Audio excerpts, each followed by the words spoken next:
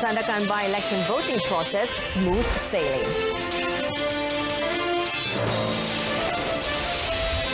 Selangor to seek compensation for burst water pipes.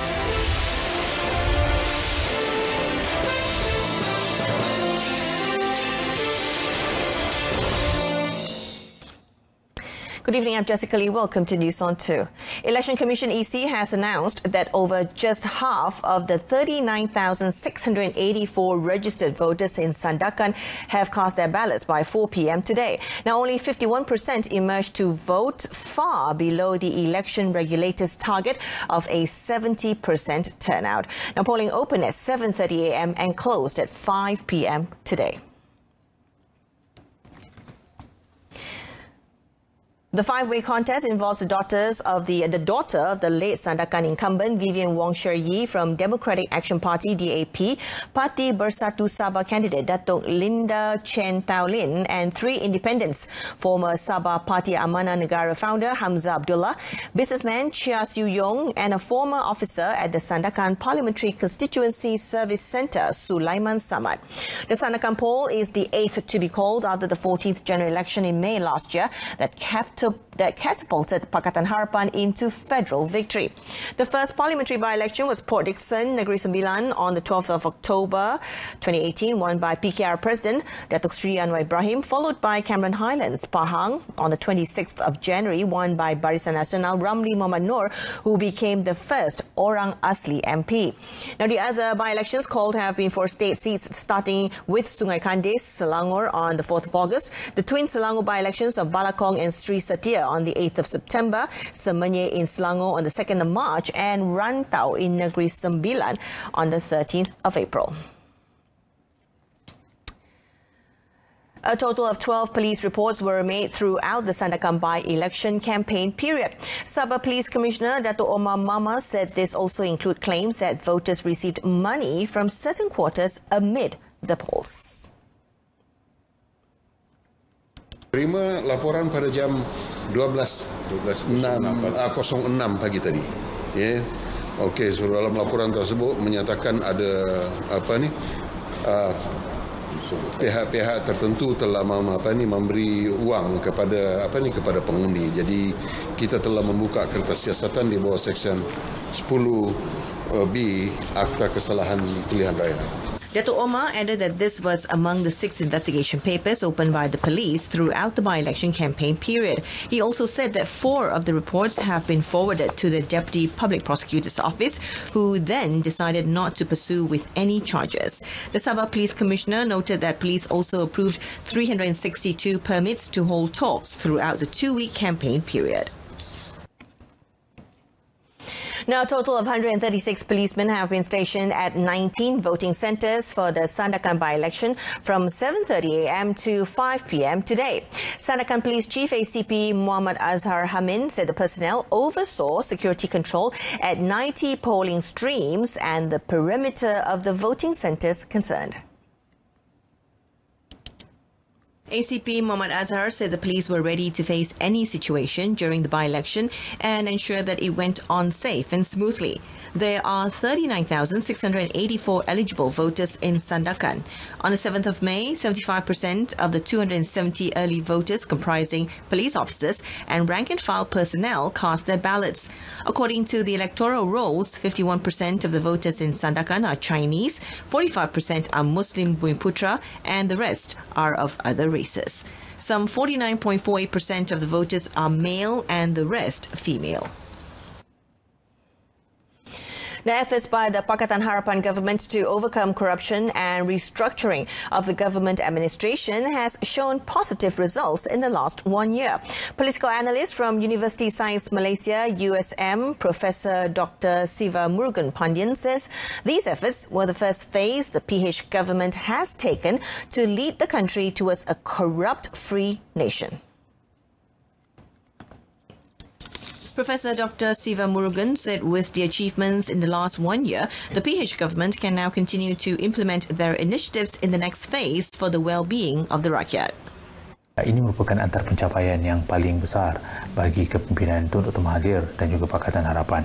Itu jelas kalau kita perhatikan sejak hari pertama sampailah ke hari ini dalam soal untuk mengatasi penawangan politik, untuk mengatasi soal kolonisme, untuk mengatasi soal beberapa projek yang dipastikan bahawa ianya melalui prosedur yang betul dan juga pendakwaan yang dilakukan kepada beberapa individu yang berprofil tinggi menunjukkan bahawa ini antara perkara yang mungkin dapat memastikan kerajaan berada dalam landasan yang betul. He said this in Angkasa Puri, Kuala Lumpur. The USM political analyst further noted that PH needs to work as a team to continue their efforts in restoring the country's situation through rational thinking and not being driven by emotions or provocations. Now, about 91% of the areas affected by three main pipes bursting near the West Coast Expressway, or WCE, have fully recovered as of 6 a.m. today. AIS Selangor Sdn Bhd AIS Selangor Customers Relations and Communications Department Chief Abdul Rauf Ahmad said work was underway to restore water supply by boosting water levels in ponds and increasing pressure in the distribution system to stabilize supply to recovering areas. In a statement released today, Abdul Rauf said among the areas which are still recovering are Batu Belah, Bandar Sultan Sulaiman, Bandar Puteri and Putra II, Jalan Kapal Batu 1 hingga 5, Kampung Kereta Api, Sri Perantau Flats and Bandar Parkland. He said tanker lorries will continue to be mobilised and local service centres would remain operational until the supply recovered. Customer Relations and Communications Department Chief added that the recovery status will continue to be updated and clients who are still affected can contact AIS Selangor for aid or refer to the AIS Selangor application for the latest information. The incidence of 3 broken main pipes at the WCE project site since Saturday affected 800,000 consumers in 65 areas in Klang. Meanwhile, the Selangor government will seek compensation from the developers of the West Coast Expressway WCE. Its Menteri Besar Amiruddin Syari says his team is currently evaluating the recovery and repair cost that is being carried out by Syarikat Bekalan AIS Selangor or Syabas. Sekarang kerajaan negeri sedang membuat penilaian kos yang telah kita tanggung dan kita bersedia untuk menuntut daripada pihak developer yang telah mengakibatkan bekalan ini terputus selama beberapa tahun. The Menteri Besar said this to reporters after launching the National Affordable Housing and the National Standard Housing policies in Shah Alam, Selangor. Amiruddin further stressed that restoring water for those affected by the incident remains the state government's main priority.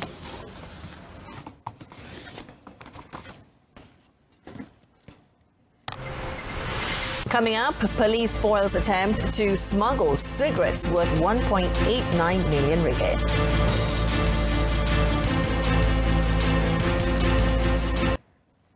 Welcome back. A special team has been established by the Pulau Pinang Royal Malaysian Customs Department to conduct operations and checks at all Ramadan bazaars in the state in conjunction with the upcoming Hari Raya Aidil Fitri celebrations. Pulau Pinang Customs Enforcement Division Deputy Director Zulkarnain Abdul Rahman said over 100 custom enforcement officers involving 15 teams have been stationed to monitor the bazaars and retail shops in the state. Utamanya yang mercun itu kita jumpakan di pasar-pasar Ramadan. Pasar-pasar Ramadan. Lepas tu kita akan tumpukan sekatan jalan raya dan juga kita kalau dapat maklumat di kedai-kedai runcit yang menjual. Dan kita teruskan kalau ada risikan, ada simpanan-simpanan di gudang. Kalau ada gudang menyimpankan mercun dan rokok dan juga minuman keras. Dan seterusnya kita akan pantau di pelabuhan yang kontena melalui import daripada luar negara. The operation codenamed Ops Letup begins today until the 2nd of June. The Malacca State Government will take stern action, including blacklisting errant traders who sublet their bazaar lots to a third party at cutthroat prices. Chief Minister Adli Zahari said this move is necessary following complaints made by the public regarding the matter. At least the state government has requested local authorities and the Malacca Development Committee Coordination of the Legislative Assembly or JEPERON to also look into the matter. Kita mengharapkan supaya dari masa ke semasa di peringkat sama ada JEPERON ataupun PBT akan memantau dan kita akan dapat maklumat, dan untuk tahun-tahun ke depan tu kita akan lebih pastikan bahawa mereka yang hanya meniaga sahaja yang dibenarkan untuk menerima lesen. Adli said this after attending the launch of a corporate social responsibility or CSR program in Bukit Baru, Melaka today. Authorities foiled an attempt to smuggle in 2.2 million cigarette sticks worth 1.89 million ringgit near Bakri Muar early yesterday morning. In a 3:30 a.m. incident, a team from the Marine Police Region 2 along with a team from Marine Police Region 1, Port Klang, gave chase to a lorry carrying 11,000 cartons of illegal cigarettes for about 30 kilometers and detained its driver, a 42-year-old local man. Marine Police Region 2 Commander ACP Paul Q. Kon Chiang said, based on a tip-off, the 5-ton lorry carrying 220 boxes of illegal cigarettes were first detected near Parit Sulong, Batu Pahat, before the raiding team followed and detained the vehicle near a traffic stop at Jalan Bakri about half an hour later. Initial findings revealed that the syndicate's modus operandi had changed from smuggling the contraband via a land route from a neighbouring country instead of its usual sea route. Pasukan Anggreen ini adalah unit gempur Marine daripada Marine Bukit Aman, telah membuat pemantauan dan surveillance di kawasan Parit Sulong dan telah mengekori sebuah lori jenis bonded Daihatsu 5 tan daripada Parit Sulong sehingga ke Bakri Muar, Batu Tiga Bakri Muar. Dan sampai ke jalan Simpang 4 di lampu isyarat, pasukan Anggreen ini telah memintas lori tersebutlah. Briefing reporters today, he said the illegal cigarettes were believed to be sold in the Klang Valley and its surrounding areas. The suspect, a local man, was detained under the Customs Act 1967. Authorities believe the syndicate was related to a recent raid near Johor Bahru, where Marine Police seized 6,400 cartons of illegal cigarettes from China worth almost 650,000 ringgit inside a lorry at Taman Ungku Tun Amina. A lorry driver, 33, was arrested during the raid, which was conducted at about 11:35 p.m. last Saturday.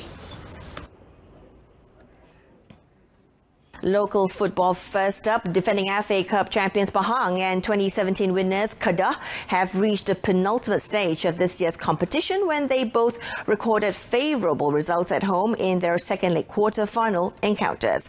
The return of Nigerian striker Dixon Nkwame from injury inspired Pahang to overturn a 2-1 first leg defeat with a commanding 4-0 victory over East Coast rivals Terengganu FC thanks to a brace by Nkwame. Needing to hit the ground running in front of their own fans, the Elephants opened scoring as early as the 7th minute through Faisal Halim's goal after the youngster pounced first on a rebound. They then doubled their effort against the visitors, who frankly were second best from start to finish but only rattled the frame and were denied by goalkeeper Sufyan Abdul Rahman on numerous occasions. However, there was no stopping them in the second half. When Nwakeme was fouled by Sufyan in the Terengganu box not long after the second half kicked off, he converted from the spot himself in the 48th minute, his first goal since April 14th, before bagging his second of the night 15 minutes later. Malaysia international Muhammadu Sumare then made it 4 in the 74th minute, his first goal of the season. Kedah, meanwhile, were held to a 1-1 draw in Alustar by PKNS FC, but won the tie 4-2 on aggregate. Jonathan Bauman opened scoring in the 16th minute for the hosts, but the lead would be cancelled by Azmir Yusuf's 31st minute own goal after the defender inadvertently sliced the ball into his own net with an attempted block. Neither side were able to score again, and the Red Eagles were the victors. The two remaining second leg matches between Perak and PKN PFC, as well as between Felda United and Kuala Lumpur, will be played tonight. That's it from us in our top story. Sandakan by-election voting process smooth sailing. That's it from us. I'm Jessica Lee. Thank you for watching.